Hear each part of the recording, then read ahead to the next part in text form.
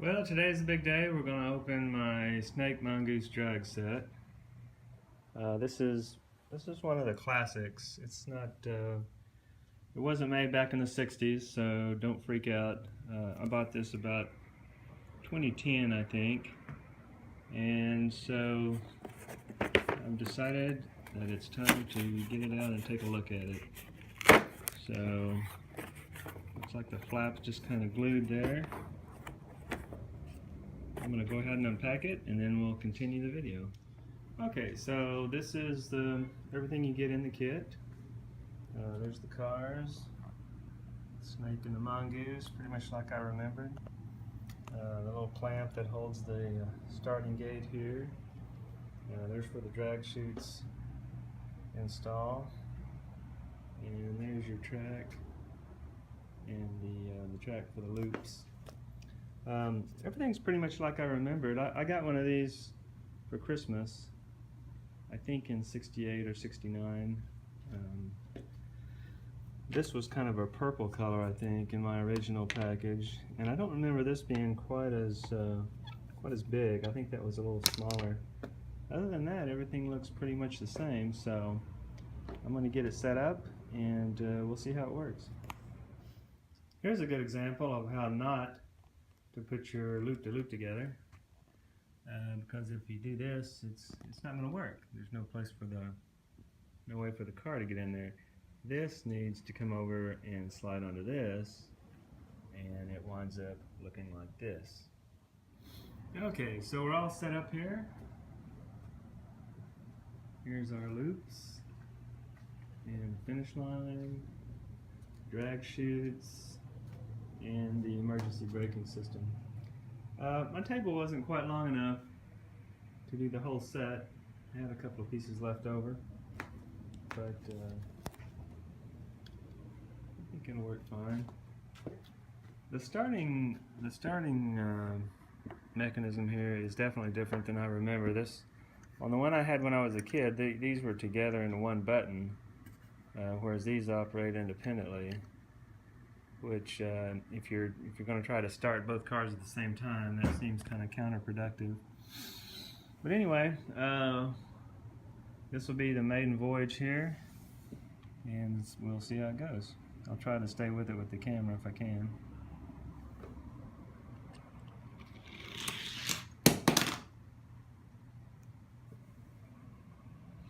All right. Well,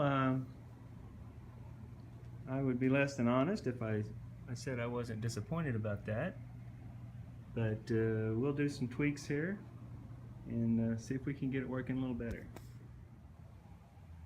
Okay, so we're back, and like all racing, we made a run, and then we made some adjustments. So we've got a new starting system here. It's going to give us a little extra height, so I think we'll have enough momentum to go through the loops this time. I'm using, this is my old practice pad, and I hated using it to practice drums on, but it is coming so handy for so many different things. That's going to give us the angle that we need to get a good start here. And then we're going to hit the loops. I put some masking tape on here just to kind of hold that in place. I think it's going to need that.